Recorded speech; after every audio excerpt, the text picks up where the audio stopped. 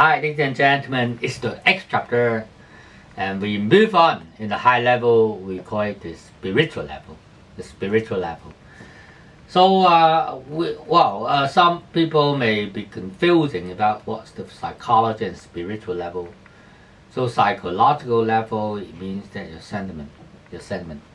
So, it's the sentimental factors that affect much about your psychology, as introduced in the 5th chapters. And particularly there are two. One is the fear, and another worry. They will really kill you if you don't confront them squarely with some sensible way.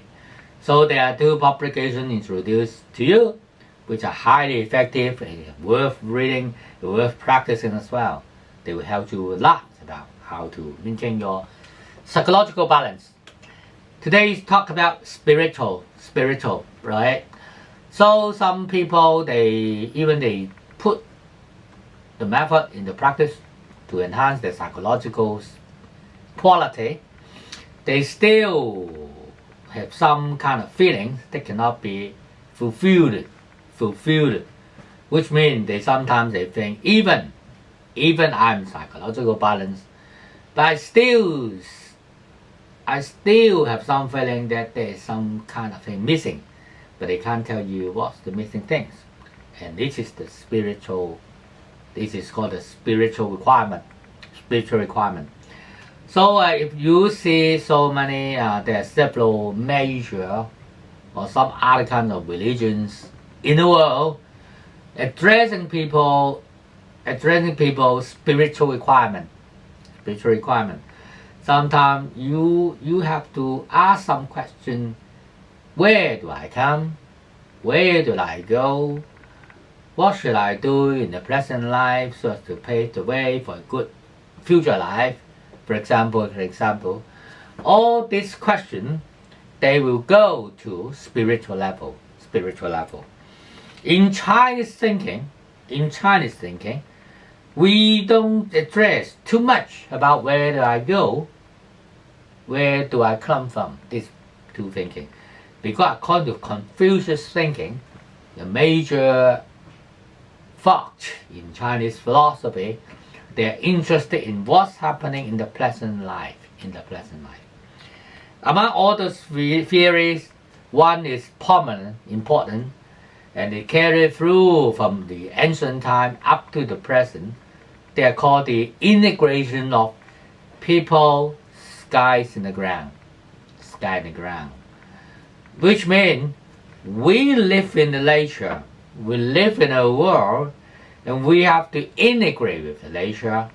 We have to address our health issue, address our behavioral issue, address our thinking issue, for example, in according to the nature.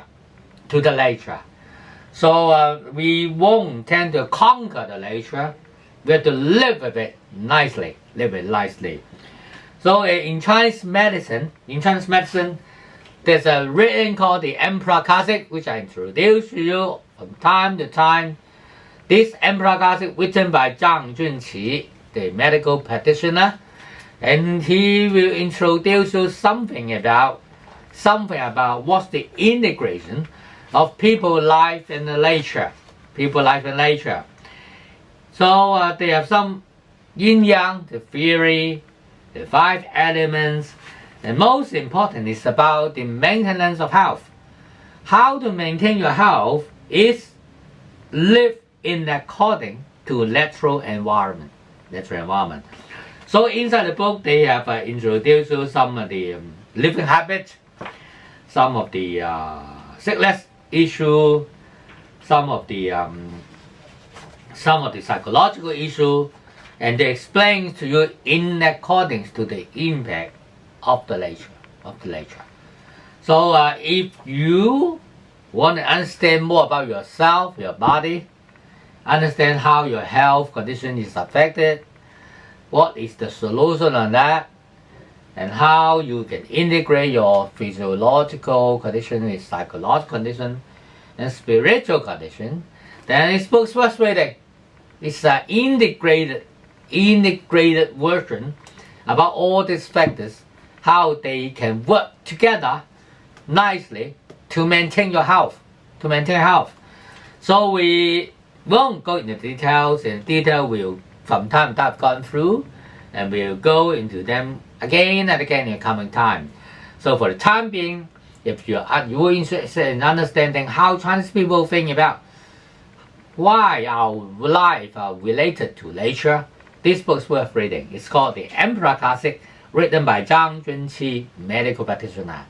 Thank you for coming this time, and see you next time for talking about the willpower, which is the core issue of the spiritual level of people. See you again next time. Thank you very much.